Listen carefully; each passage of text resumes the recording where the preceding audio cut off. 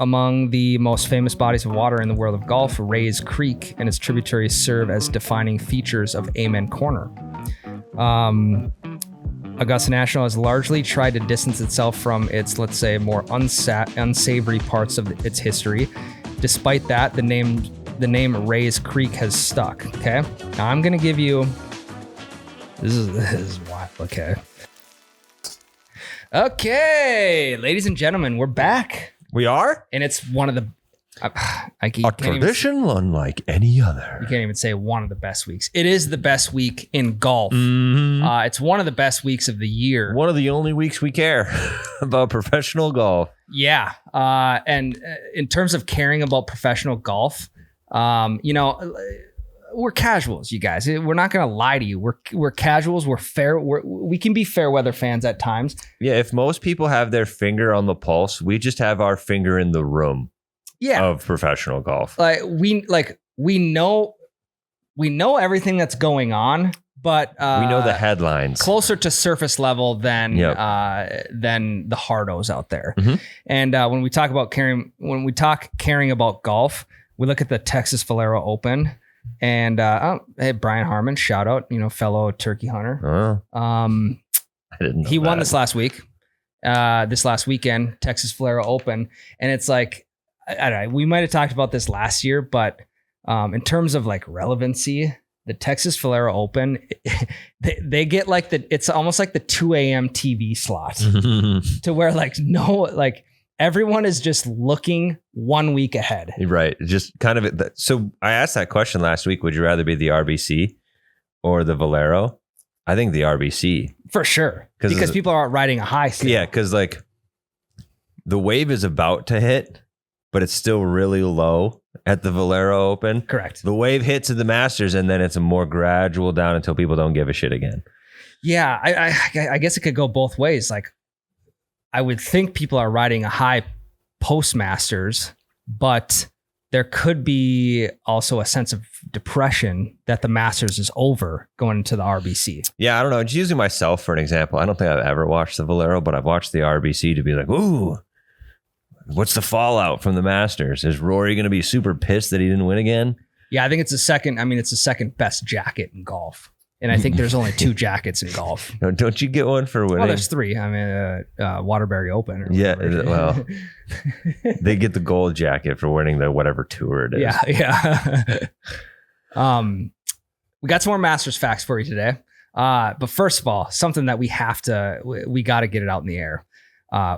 We record this on Tuesdays, comes out Wednesdays. We have a tee time for Wednesday. We do. So the day that you're listening to this, we will be golfing this afternoon. I'm so excited. I think tomorrow's a high of 61. There is a little bit of snow still left on the ground. It's going to be like, I don't know, it'll probably be 50 at that time of day. Yeah. I'm going to go full layers. I'm going to go polo, shorts, and pants, and a quarter zip, and just shed as I go. Okay. I'm probably going to be wearing something very similar to what I have on right now. Sure. And then just start getting naked on the course as I get warm. Jesus.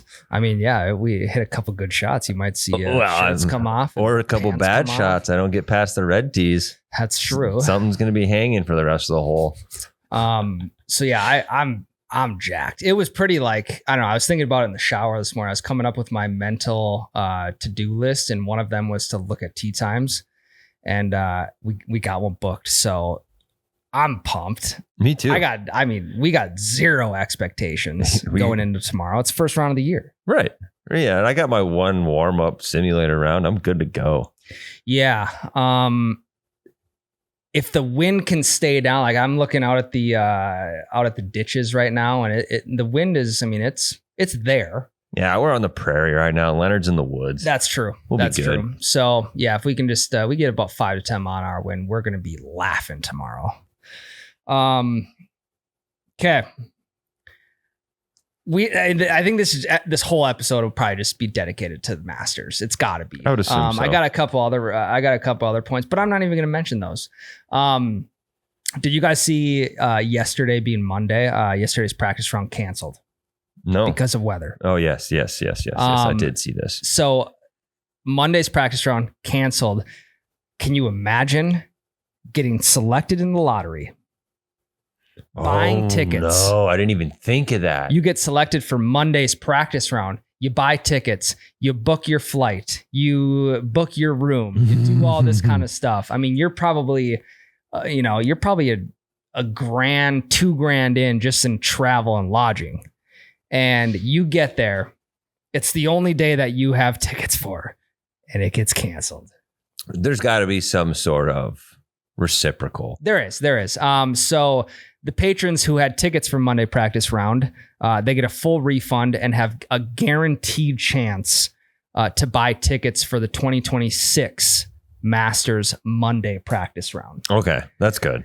So, they can buy the tickets. They have the guaranteed chance to buy the tickets next year. They can choose whether they want to or not. Mm-hmm. But here's the thing, which I'm obviously fully for that. Like you get selected. You got it. It's quite literally a once in a lifetime opportunity. Correct. But it decreases the pool of tickets for next year. It definitely does. So our chances, as if they weren't already super slim, our chances next year are damn near zero. Even smaller. But you could finagle it. Like, what if like next year you cannot go for whatever reason? Yeah. You get a ticket. You could sling that bitch for That's what I'm thinking. I wonder, like, I wouldn't. I would do everything in my power to go. But if I couldn't for whatever reason and I knew for sure I was getting a ticket. Yeah, if you're like if you're planning to like, I mean, maybe try and have kids or something. Mm-hmm. June, July. Be careful in July of this year. Yeah. Be abstinent in July. Yeah, be very careful because maybe even just make that just from June till October be abstinent. Yeah, because if timing is wrong, it could be. And I mean, again, would you rather? Okay, Tyler, here's one for you. Would you rather go to the Masters in 2026 or have a child? Me specifically? Take let's say your first or second child.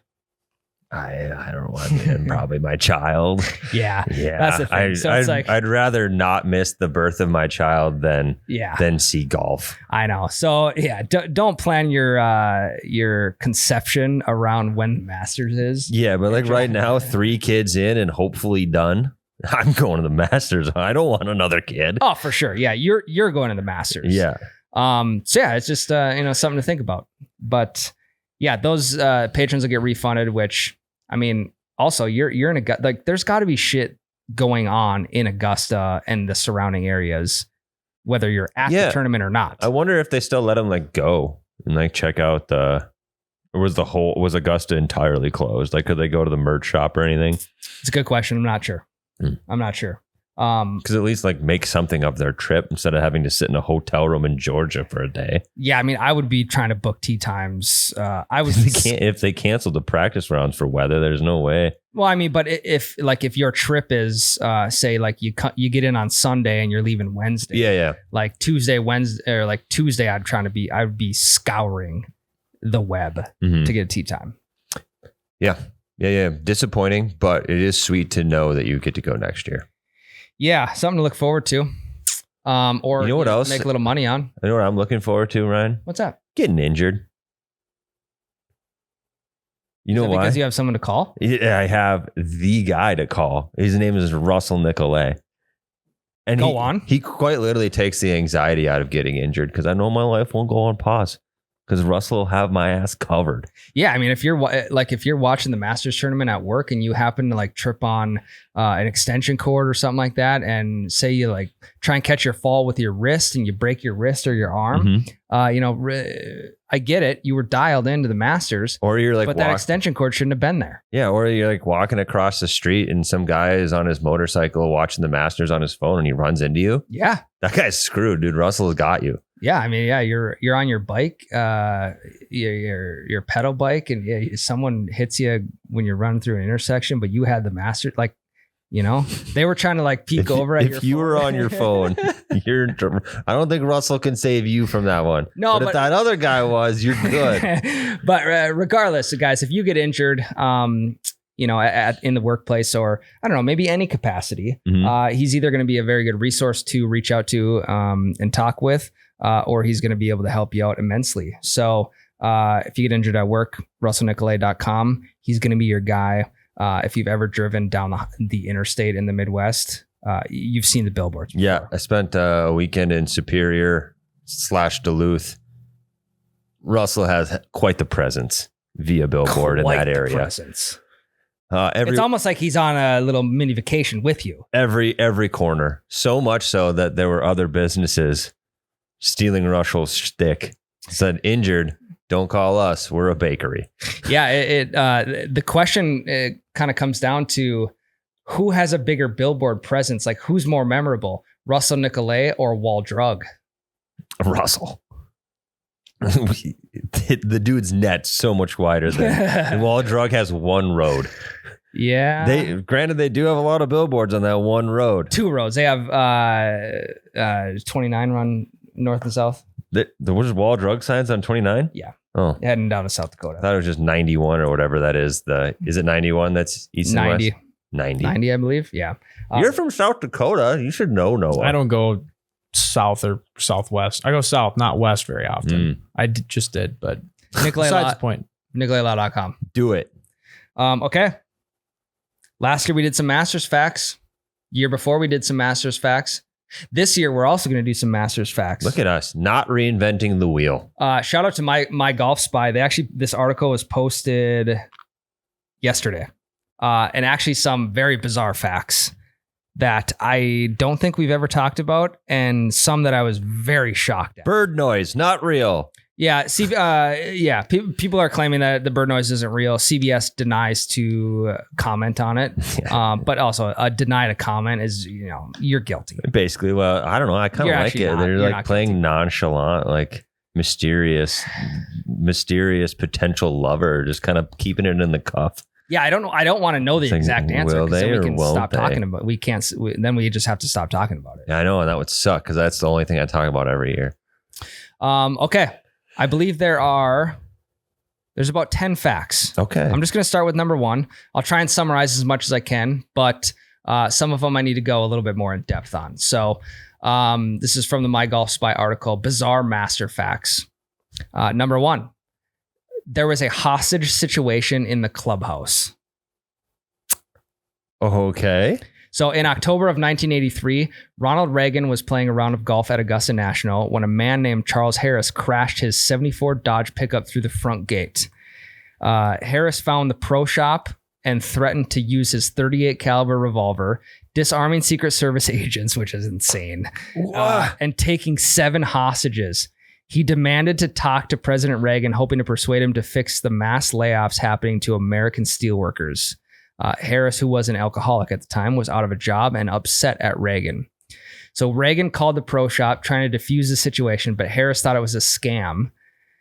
Eventually, the Secret Service got Reagan off the property, and Harris put up no further protest. The stunt cost Harris only 5 years in Georgia State Prison, although he was reported to have cleaned up his life after being released. So, wow, dude, he's got to be the most skilled steel worker ever if he disarmed Secret Service. Or did they just lay their guns down when he had someone held hostage? Probably. Because there's no way he walked over to a couple of Secret Service agents and stole their guns quick. Yeah, pulled some Jackie Chan shit on him, or Bruce Lee. There's no way. He's got 5 guns in his hand. Yeah, it had to be he crashed through, grabbed the closest person, and was like, "Drop your guns." Wild though that. Shout out to Reagan. I mean, he got on the phone. I wonder what hole he was on while he was on the phone. Do you think he was like, fucking A, dude, I'm having the round of my life. Yeah, I was going to say, what if he had a personal best going? He's like, that's the job of the president. You You just, if you got a PB going, but you got a hostage situation in the clubhouse, you kind of got to tend to that before you take. Find you a president that can do both. Yeah, before you take your tee shot on number 12. It would be George Bush. He's like, I need you to let those people go. Now watch me hit this drive. That is insane. Shout out to Mr. Harris, though. Got his life changed around after prison. Good. So maybe he only needed 5 years. Yeah, sounds like he's reformed. Okay. There's a random house in the Masters parking lot. I think we've touched I've on seen this one in previous years. And let's see. They've turned down just exorbitant amounts of money for Augusta to buy their house and buy their property, and they just keep saying no. Yeah, Augusta National has bought land west of the course and has continued to buy land over the years, partly an effort to make it easy for patrons to access the gates. To do this, the club offers property owners well over market value, persuading them to sell. Everyone takes the deal and goes on their way, especially those who lived in a neighborhood of modest houses that turned into a parking lot. Just about everyone, that is. So you have this one house owned by Herman and Elizabeth Thacker. It sits in the middle of the parking lot. It's a small 3-bedroom home, and despite multiple generous offers from the club, the homeowners have refused to move. So we got a real Up situation. You guys have seen Up? Yeah. And Carl just refuses to sell his house, and it's just skyscrapers being built all around him. Same thing, except parking lots. So making the story even stranger is that Herman and Elizabeth Thacker's grandson is Scott Brown, a PGA Tour player who has made over 300 starts. He even won a tournament in 2013. Sadly, he never qualified for the Masters. He would have enjoyed a great housing location if he did. Wow. So maybe it was... maybe they cursed him. Maybe they tried to negotiate like, hey, if we sell you this house, our grandson, Scott, needs to get an invitation to the Masters. Do you think that Augusta would offer that? I bet you. I doubt it. I don't think you can... I don't think for how prestigious the tournament is, I don't think you can negotiate using that like that. They leverage. could figure out some way to sneak him in on some bullshit qualifier. That's kind of what I was thinking. Like, yeah, get him into the fucking Waterbury Open or something. Or they just find a tournament where he finished top 5, and they're like, and at random, we're going to draw from a tournament, and those top 10 from that tournament are in this year. And then they just pick that one. Yeah. They could figure out a way to do it. Sponsorship exemption. Yeah. Parking lot of exemption. Scott Brown. That's kind of wild, actually, though. It is. I mean, honestly, I kind of like stories like this. We're like, no, we're not selling. We're not going to do it. Yeah. To be fair, though, if a very strategic golf course offered to buy my home for crazy amounts of money, I would not hesitate. Me either. Money talks. I would probably try to negotiate like them buying me a property close to the course, and then like plus cash on top to build another house. Yeah, let's deal a little bit here. I want a membership too. Ooh, okay. I want a membership and double the price you've offered. Yeah, that's interesting. You watch White Lotus? No, not season 3. I've watched 1 and 2. I won't spoil the negotiating tactic in the last episode then. Okay. Yeah. I mean, from the side of the homeowner, if we're going old school negotiation, like trying to buy a car, old school negotiation tactic, you got your paper and pen in front of you, and you're writing down your wants and like what price you want it at and sliding it across the table. My paper is going to it's going to say, I want a lifetime membership. Yep. I want tickets every year. I want, I want lifetime membership, which I think gets you tickets every year. Okay. Yeah. I want lifetime membership that gets passed down. That's a good idea. I want it to be inherited. That's a good idea. And I get to choose who inherits it in my will, and I can leverage that. Yeah. Yeah. You can take control of the family. I can just start, hey, clearly one of you is going to be my favorite. Yeah. Who's going to rake the yard? But it obviously can't be like something super ridiculous. Otherwise they're not going to go for like, hey, I want 20% ownership in Augusta National. Yeah. Like, it's just like, got to be within reason here. Yeah. Give me membership, lifetime tickets. Give me the generous offer. And then, I would probably want a piece of iconic memorabilia. Okay. From the Masters. So whether that's like the flag from Tiger's 2019 Masters win. Or which we do know that they keep in warehouses now after the whole Ocean's 11 of Augusta.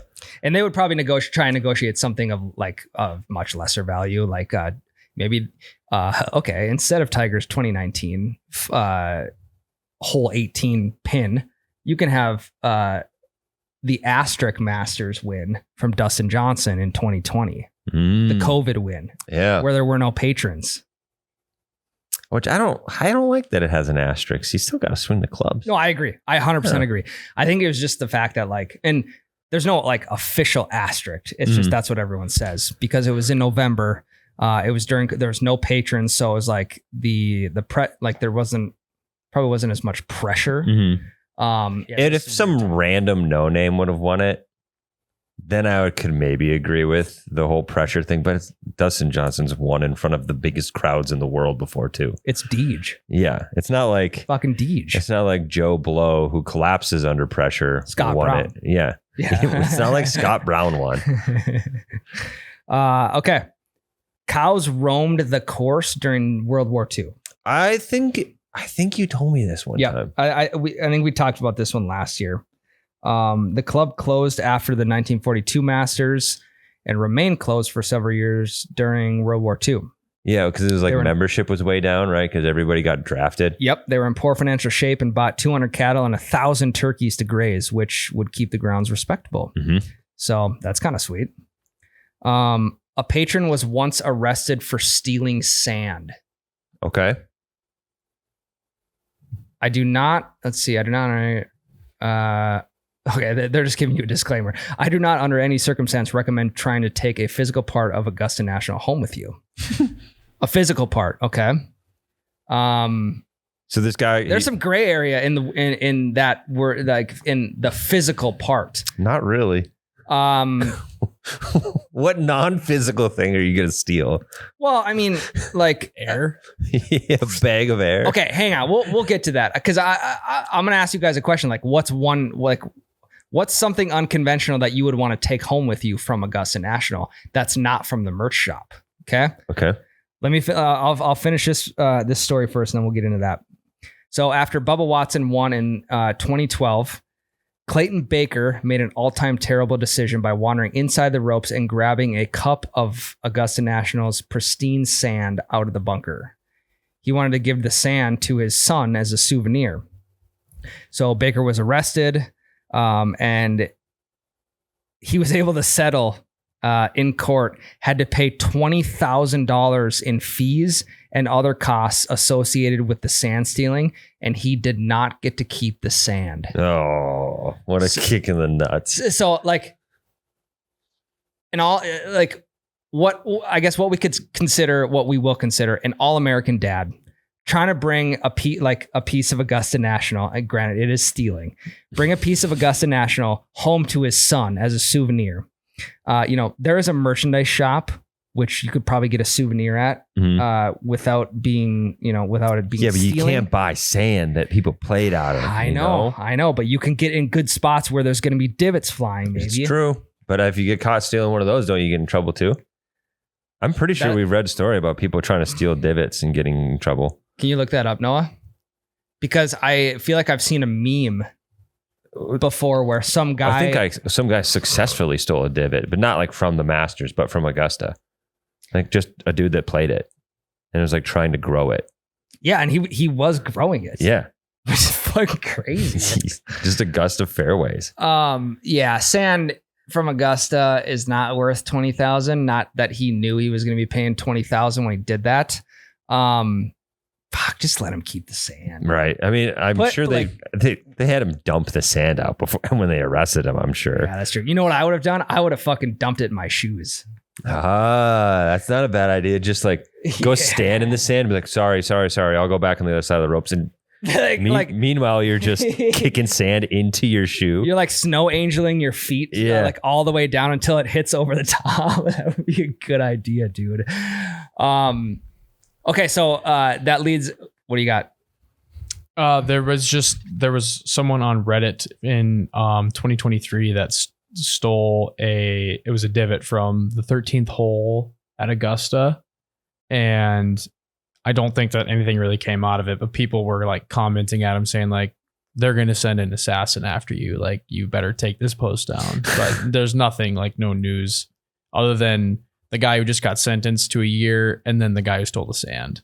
So, well, like, we haven't heard anything about this Divot guy. Has anyone seen or heard from him? Yeah, because when I look up stealing Divot from Augusta National, it's like there's like a whole article about like a summary of the Reddit post and then the Reddit post itself, and that's it.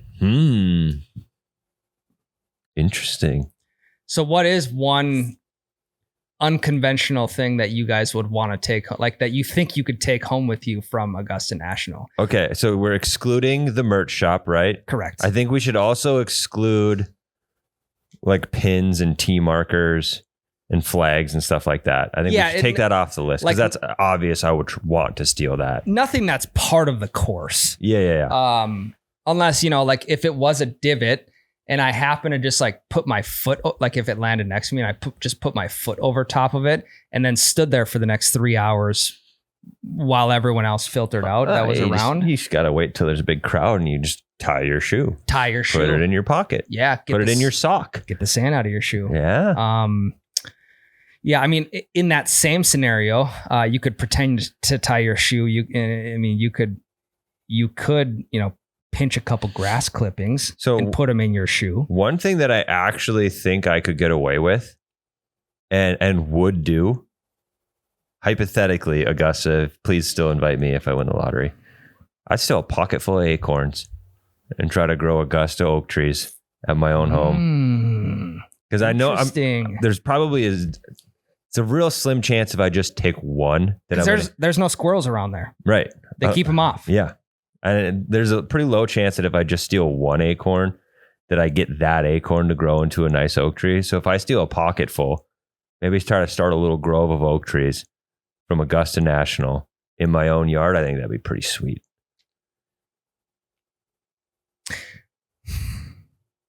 That would be awesome. Yeah. It's going to take a little bit of elbow grease, a little bit of green thumb, if you will. But I think that's more like, because there's oak trees off the path. Like I think my chances of success are pretty high of sneaking out of there with a pocket of acorns. I would agree. And you're trying to clean up the grounds. Yeah, right. You don't want any patron, like if they get on like the concrete walkway, you don't want any patrons slipping on acorns. Correct. I'm just doing you guys a public service. I'm cleaning up the course. You don't want new oak trees growing. You guys manage that shit real well. Yeah. Well, and it's like you're paying all this money to show up and also kind of like work maintenance. But now I have to think about, I don't think oak trees have acorns in the spring. So that idea is out. They come in the fall. Leftover. Acorns drop in the fall. And I know that. So my idea is gone. It'd be old dead acorns if there's any on the ground. Do you think there's any possibility of finding like a member's golf ball? Like a member sprayed one like way left or way right or somewhere. Like, is there anywhere the patrons have access to where you could potentially find a ball?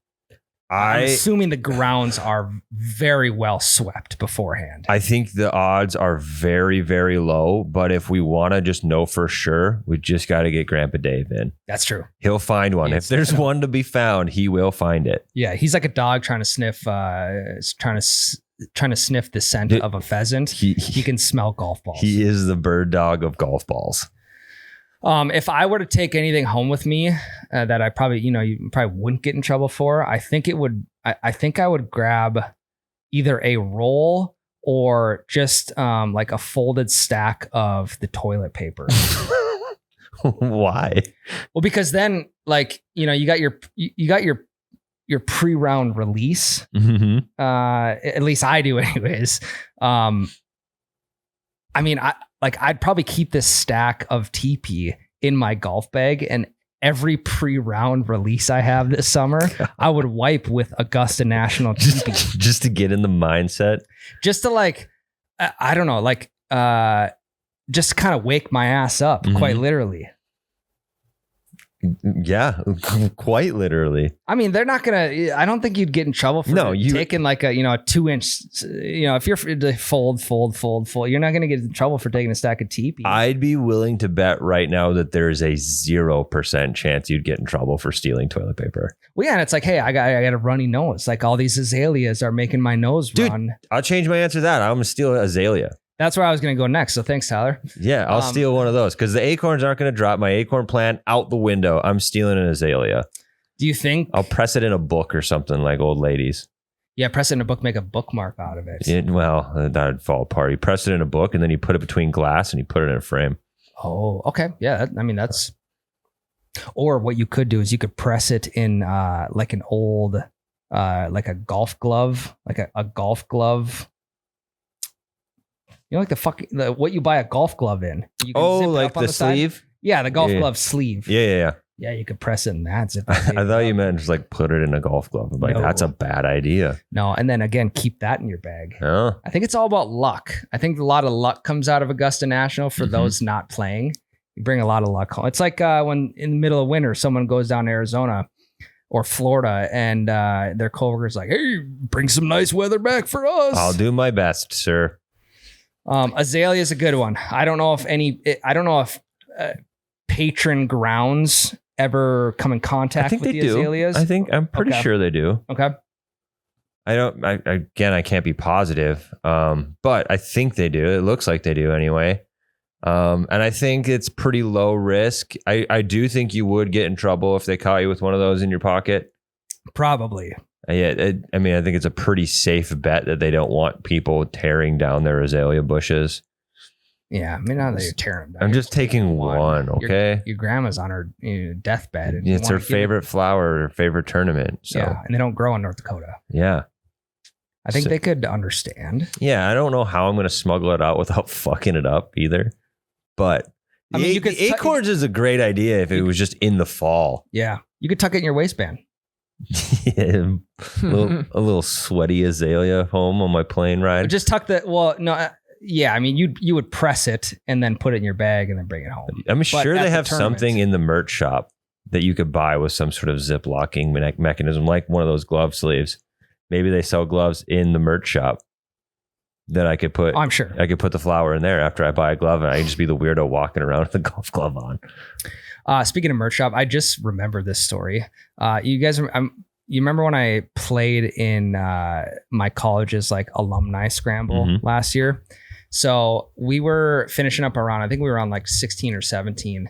And one of the groups in front of us that had just finished came back and like drove their cart up to us. And the guy was like, hey, did any of you by chance see a Masters ball marker on one of the previous greens? Because like I lost my Masters ball marker. I got it at the Masters last year and just wondering if any of you guys saw it. You cannot be playing with that. No, that goes. That is a decoration now. That goes in like something like an engagement ring, one of those. Yeah, you put it in a fucking felt box. Yeah. Or in a frame and you lock it away on your wall or in a safe. Yeah. You got to put it on your wall so people can see it, but you don't play with your Masters ball marker.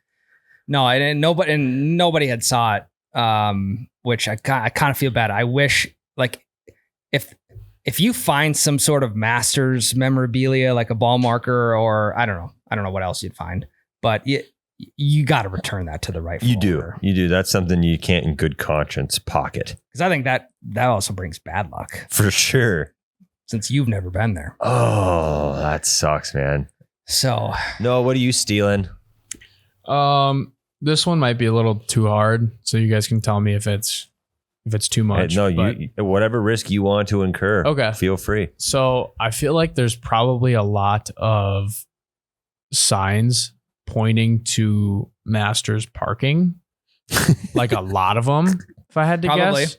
Probably. And probably blocks and blocks away from the course itself. And I don't know how well those are put up, but I feel like getting a sign that says Masters parking would be kind of cool. Any sign would be cool. That would be sweet. It is going to be a tough smuggle. That one's definitely on the higher risk scale for sure. Because I'm sure there's police officers everywhere, parking attendants. Yeah. But if you were far enough away, it's like you're probably not even. You don't even have to be inside to steal to take this thing. You know what I mean? Like you'd be blocks away from it, and there's probably a lot of traffic and a lot of people walking. Yeah. It's like I feel like maybe you could grab it and sneak into a crowd. You might be able to. I think the problem is if you're walking, you have to do it on your way out. Because if you're on your way in, you're going to have to turn around and go against the flow of traffic and draw attention. So it's going to have to be on the way out, a quick little scoop and grab, get your ass into the middle of the crowd and flow with traffic while it's shoved under your sweatshirt or something. And let's rewind 10 minutes and preface all this, but we wouldn't steal anything that is illegal. Like we're not going to illegally steal anything. Okay. We're not going to do this, period. If I go, I might try. Because I'm not trying to get fucking blackballed by the Masters for future tickets. Okay. So this is strictly hypothetical. I want to put that good energy out into the world saying we wouldn't do this. Just kind of fun to think about, you know? I'm thinking about what I would like to personally have out of something that is out there at the Masters. Yeah, I would definitely be digging through the garbages, finding like lanyards and I don't know. I'd be digging through like souvenir cups. Dude, you bring those souvenir. Like I've just been hammering beers today. I have like 18 souvenir cups. You can get those. Those are cheap as shit. Do you want cheap as shit or do you want free? Which one's cheaper? I mean, the one, if you get caught digging through the garbage, you're like, what the fuck is this guy doing? And you get booted. I'm a fucking dumpster diver. Hey, the only time I'm going to dumpster dive is at Augusta National. I think you need to, if you're going to dumpster dive for the Masters, you got to go on Monday after the Masters. Yeah, that's a good point. I was going to say, maybe after like the last day when you're leaving, you could just go ask every single employee you see for their little... have your lanyard, yeah, their lanyard with like their little badge thing that says like Masters. I don't know what if I'm sure it says something like Masters employee or something along the lines of that. Ask everybody. One of them's there's gotta be at least one that just wouldn't care about it. Yeah. That just doesn't really care to be there or about golf or whatever. Okay, moving on. Rays Creek namesake has a controversial past. So among the most famous bodies of water in the world of golf, Rays Creek and its tributaries serve as defining features of Amen Corner. Augusta National has largely tried to distance itself from its, let's say, more unsavory parts of its history. Despite that, the name Rays Creek has stuck. Okay. Now I'm going to give you, this is wild. Okay. The creek was named after property owner John Ray, who, emigrated from Ireland in the 1730s. Ray owned a nearby home on the creek and accumulated 8,000 acres. He went on to establish a grist mill, which is a mill for grinding grain, in the area. The slave owner unalived a woman, Ann Simpson, but was pardoned due to his outsized influence and good standing in the community. So the creek's named after a slave owner murderer? Yes. In 1836, a geological survey noted that there was gold in Rays Creek, and during the course's construction in 1931, workers found small amounts. In addition to the gold, many Native American artifacts have been found along the banks of Rays Creek, and due to the connection with the Savannah River, Rays Creek was a place where many tribes settled some 3,000 to 10,000 years ago. Kind of a wild fact. I understand. It is kind of a PR nightmare for Augusta, especially in the world's current climate. Like, I mean, can they change the name of it? Would they change the name of it? I doubt it. Obviously, they haven't. Well, and there's also a huge stigma around the Masters tournament, the name of the tournament, that being the Masters of slaves back in the day, which it's on a former slave owner's land. Yeah. The irony. I know. And so the Masters was named after like the masters in golf. Yeah. The best players in golf. Had zero. The original name had nothing to do with being a slave owner. I know. So what if it was? What if the very first Masters, they just invited all the plantation slave owners to play golf? That's not the case, but I don't know. Fucking crazy though. Also, there's fucking gold in there. Not anymore. That's probably how they built, how they got the course so nice. I'm gonna change my answer. I want to steal a gold nugget from Ray's Creek. Oh, that would be I mean, what a find. Yeah, I think I'd rather find a ball of gold than a golf ball. Yeah, I'll bring my ball grabber. Yeah. All right. This one also a little dark. Clifford Roberts committed suey on property. Of all the ways you could have said that. How else would you have said it? Took his own life. Clifford Roberts unalived himself on the property. So Roberts, the club's co-founder, was deeply and self-admittedly a racist. He famously said that as long as he was alive, golfers at the club would be white and the caddies would be black. Although Lee Elder broke the color barrier at the 1975 Masters, and in 1997, 2 decades after Roberts passed, Tiger Woods won the tournament with a white caddy. Tiger. At 83 years old, Roberts was extremely ill with cancer and nearing the end of his life. He took matters into his own hands by shooting himself beside Ike's Pond, where the par 3 contest takes place annually. The weapon, a .38 caliber Smith & Wesson revolver, was confiscated by the club's security force, but found its way into an auction catalog of golf memorabilia. Jesus, dude. The club bought the gun for $15,000. Probably smart of them to just buy it. I mean, take care of it themselves, dude. Did you say the third, like the guy who held up? Yeah, hostages was with a 38. 38. Kind of weird. Damn. Both of them 38 caliber. Kind of okay. Weird. Augusta's totally haunted. For sure. Oh yeah. The original landowner killed a gal, had thousands of slaves. It's also on Native American territory. Yep. And one of the co-founders killed himself on the course. That shit's haunted for sure. It was and like violently haunted with like not good things that happen there. Not just bad people and bad things. That's crazy. I bet it's freaky. I bet it's weird at night around. Can you imagine Twilight rounds in Augusta are scary? I bet. Can you imagine staying in like the I mean, who knows what happened back in the day in like the where the amateurs stay, like above the clubhouse? I mean, fuck, who knows what happened up there back in the day?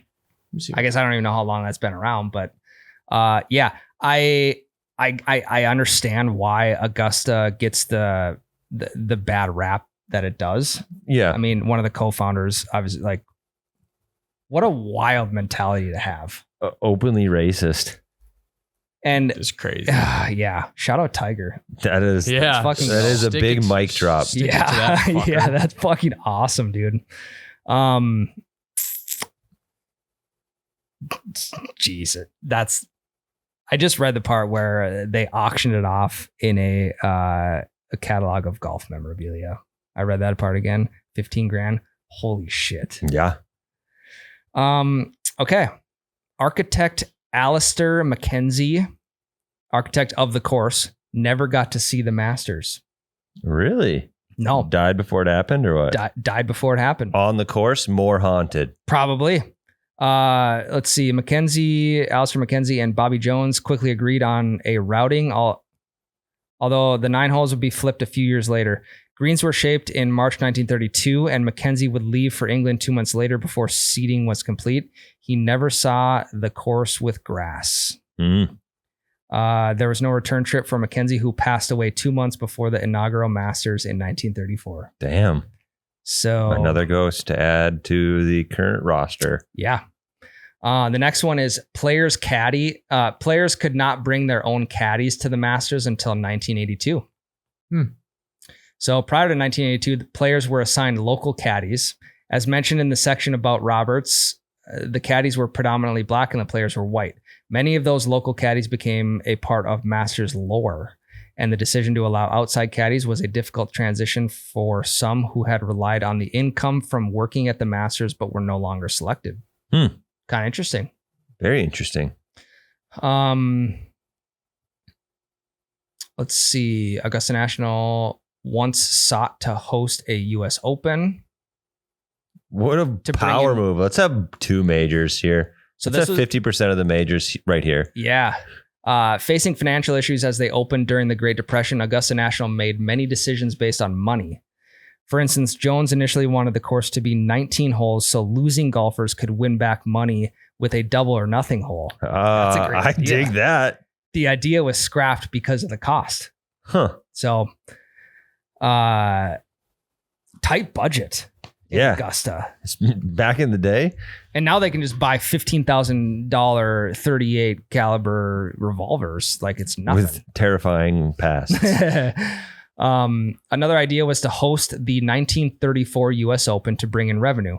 But that idea got rejected because playing in the Georgia heat would be insufferable and logistics to get everyone to Augusta was going to be a nightmare. The 1934. So that was the same year they had the inaugural Masters. Yeah. So year 1, they're like, give us all of it. Yes. Huh. Okay. It's been 37 years since a hole-in-one on the 12th hole during the Masters. Yeah, I mean, I can see that. Yeah. One of the most iconic holes. Let's see. Keep ripping them. That's the last one. All right. Some fun, some not so fun facts. Yeah. But all very eye-opening. Very. It seems that every year the Masters comes about, we find new facts. So I hope they're holding facts back that they are going to release in like, say, 6 to 8 months, to where when we talk Masters next year, we can have a new set of facts of like, I don't know, more deaths. Yeah. Hearing about the deaths is, yes, it's dark, but it is also like, it's fascinating, the history and the history of the tournament in general. Mm-hmm. It's kind of fucking wild. I didn't know there was gold in Rays Creek. Right. There's a whole bunch of shit. I mean, it's been around for a long ass time. So obviously there's going to be some crazy history, but I didn't realize how much of it's dark. Me either. Like I knew a lot of it's dark. I knew about the racist founder already. Yep. But I didn't know about the plantation owner or the grist, whatever owner. Yeah. The grain mill. Yep. It's very, very interesting. I also didn't know that Native Americans had like settled there. Yeah, they pretty much settled everywhere. Right, I know, but like it also just one of those interesting facts where when you're just thinking of Augusta National, you don't think about what happened 3,000 years ago. Yeah, very interesting. I think we should take a break, and then I want to talk about this year's Masters. To absolutely no one's surprise, Scottie Scheffler is the favorite to win the Masters. Yep, just about 5-1. Followed by Rory McIlroy at plus 625. Do you think Rory actually has a shot? For sure. He's playing very good golf, but he gets so close, but he can never win the Masters. Is this you trying to talk professional golf? It is a little. I told you, it's the only time I care. Okay. Fair. Yes, I mean, obviously, he always has a shot to win. However, the circumstances of Augusta for Rory McIlroy are different than any other player. He like I said earlier this year, he's becoming the Shooter McGavin who can't win this big one. Because this completes his grand slam. Yes, and that actually leads me to a question I had for you guys. A would you rather? Would you rather win 3 majors, not the Masters, or just win the Masters? How many times? One time? Mm-hmm. 3 majors and no Masters in a career, or 1 Masters and no majors in a career. Yeah, no other majors. You win the Masters once, or you win the other 3 majors one time. I'm taking the Masters. You think? That's if you win the U.S. Open or you win the Open. Mm-hmm. Like, people forget that. Right, one time though. But if you win 3, people don't forget that. No, correct. But like, look at Brooks Koepka. Brooks Koepka has won the I think Koepka's won the US. Can we look this up? The US Open 3 times. I believe he has 6 majors. Or the PGA Championship. I believe he has 5. He's won 3 of one and 2 of another, I think. 5 major championships. Okay. The US Open twice, and then the PGA Championship 3 times. Okay, PGA Championship 3 times. And I mean, you know who Brooks Koepka is. Correct. But you also know who Sergio Garcia is. Right. How many majors has Sergio Garcia won? So he won the Masters in 2017, and then other notable achievements where he won the Players Championship in 2008. Okay, not a major. No. I think that was his only major championship. Okay, so would you rather be Brooks Koepka or Sergio Garcia? Okay. No, but Sergio Garcia had a really long career of being very successful, right? Correct. He only won the Masters once, but so did all these people. And tell me if you've heard any of these names. Okay. Trevor Immelman. Yep. He plays in the PNC. Okay. Mike Weir. Yep. You're just saying yeah. No, I shit you not. Mark O'Meara. Never. Jose Maria Olazabal. Nope. Ian Woosnam. Nope. Now, when did these guys win the Masters? Because if it was like pre-2010. Well, Mike Weir and Trevor Immelman were pre-2010. Danny Willett. Yeah, he still plays. Yeah, but he won in 2016, but that's all he's ever won. And I wouldn't have known him unless he won the Masters. But like when I think of Danny Willett versus Brooks Koepka, Brooks Koepka in my head is leagues above Danny Willett. Mm-hmm. And he hasn't won the Masters. Yeah, I'm still going with the Masters once. And I think a lot of it boils down to a lifetime invitation. Okay. Because you win the Masters once, you get the invitation back every single year after that, whether you're playing or not. I think I'm the opposite. I think I would choose winning the other 3 majors because I think that's truly a legacy. Like, you will get remembered as one of the greats if you win 3 majors, regardless of you winning the Masters or not. I think you are considered in the upper echelon of all golfers. The high might be higher winning the Masters, but I think you create a little bit more of a legacy winning 3 majors. The best single moment would be winning the Masters for sure. Like that year of you winning, of you being the winner for a year, and like people are talking about you, like, oh, like, you know, there's high expectations then. And then I feel like when you fail to meet them, unless you're like consistently like running up and finishing top 10, whatever the case may be, but if you're like never going to even compete for another one, it's like people forget about you pretty quick. Right. Like I forgot about Danny Willett and I heard that name like, did he win the Masters? That's why I Googled it. I had to make sure that he did. So yeah, you'd have to, like, I would pick the Masters if I was guaranteed to consistently be competing in it still. Right. Like you're still finishing top 10. You're not a one-hit wonder. Yeah. You're still a name that's around. But if you're like, if the whole deal was you win the Masters and then like you never come close again. Fade into obscurity. No. Yeah. Yeah. Winning 3 majors, you and not the Masters, you have your notoriety. There's more longevity. For sure. You've built a legacy. Like if you win the Masters one time and then don't do anything else, I feel like you, like Noah said, you fade into obscurity. It's quite, I think it is very similar to a musician that has a one-hit wonder.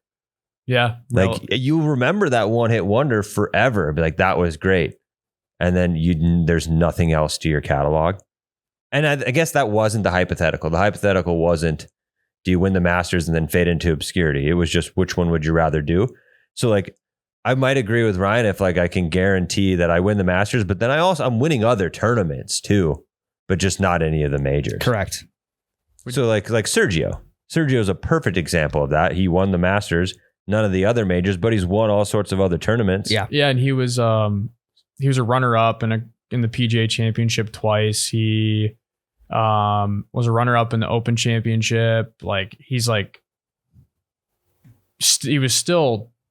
Yeah, Sergio, I would say, has a legacy. Playing well. Like, yeah, the trophy case is so much smaller when it comes to major championships, only winning the Masters. But I think just based off, I don't know. Just based off the notoriety of the Masters and it being the most prestigious golf tournament of all time, regardless of anything else that is tied to the Masters, the what it's known for, I think I'm still going to go with the Masters once. Okay. I want to change the hypothetical and just to feel out your thoughts. So let's say that you win the Masters and you win all three other majors, but then every other golf event you're in, you are just purely average. Like those are the only wins you ever have. Are those three majors or the Masters, and then everything else you finish in the mid 30s, let's say? I'm still going to go with the Masters. Okay. And it quite literally is a tradition like any other. None other. Yes. If it was a tradition like any other. I think it's a tradition unlike any other. It's a tradition unlike any other. It's a tradition that most people don't deal with. You get fucking know. You get the green jacket, you get the invite forever. Mm-hmm. You get to pick the champions dinner the following year. Mm-hmm. Like everything surrounding winning the Masters, I definitely think it edges out winning three majors where you win and then you're just the reigning champ the next year. That's it. And then you finish 30 the next year. Finish 35. I think that's fine. I think that's fine. Yeah, I'm not gonna argue. I would also take the the three majors because of the funds. I would like to take the cash. You'd receive. That's something I didn't even consider. A little bit more cash. Yeah, I think considerably more cash. Well, yeah, quite a bit more. Because I think the Masters might be the highest payout, but winning three other ones is going to be more than winning just the Masters. I don't even think it's that big of a difference. No, I think you're actually right, because I don't think the Masters leans on its prestige rather than the purse. This is 2024. The U.S. Open winner wins $3.6 million, and then guess what? Scheffler won last year for winning the Masters. 1.8, 3.6. Is it? It's a very good hypothetical. It's a very good hypothetical. I also think of like when you tell the story to like your grandkids about you winning the Masters. Yeah, I think that's so much cooler. I think that just that legacy in itself is worth it. I don't know if there's any movies about the Masters, but there's two famous golf movies about the U.S. Open.